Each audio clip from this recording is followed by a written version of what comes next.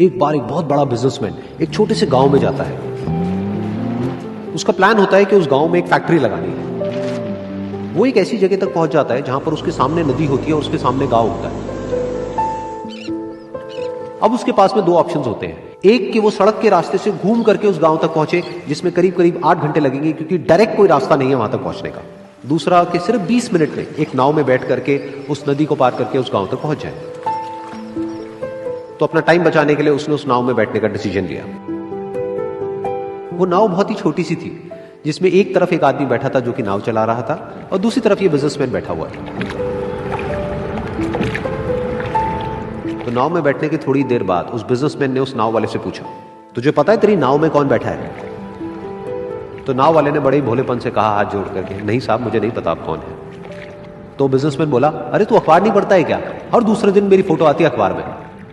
तो नाव वाला बोला, अरे साहब मुझे कहाँ पढ़ना लिखना आता है, मैं बहुत छोटा सा था जब मेरे पिताजी गुजर गए थे, तो अपने परिवार का ध्यान रखने के लिए मैं बचपन से ही काम में लग गया और तभी मेरा स्कूल छूट गया।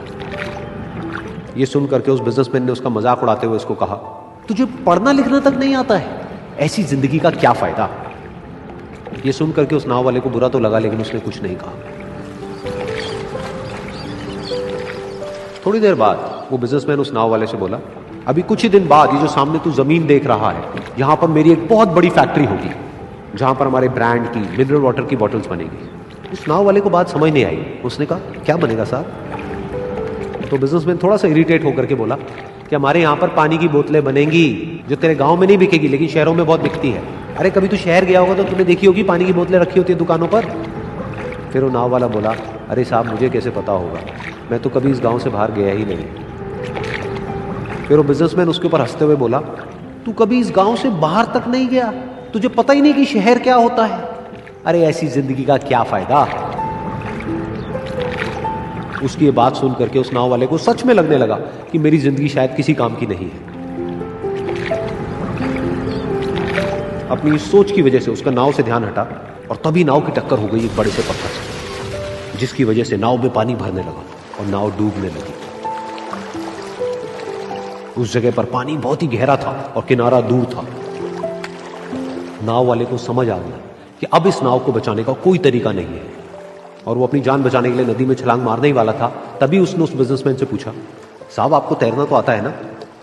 तो बिजनेसमैन घबरा करके बोला, ऐसा क्यों पूछ रहे हो, मुझे तैरना नहीं आता है।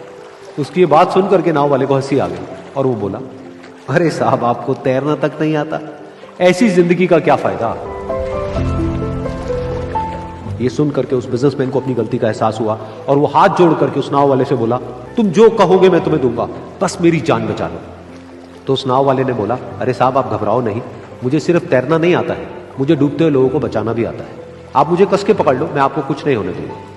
और फिर उस नाव वाले ने ना सिर्फ अपनी बल्कि उस बिजनेसमैन की भी जान बचाई। तो इस कहानी से हम एक बहुत बड़ी सीख ले सकते हैं कि हमें जिंदगी में कभी भी किसी का भी मजाक नहीं उड़ाना चाहिए या उसको अपने से कम नहीं समझना चाहिए, क्योंकि हमें नहीं पता कि हमें कब, कहां, कैसे, किसकी जरूरत पड़ जाए।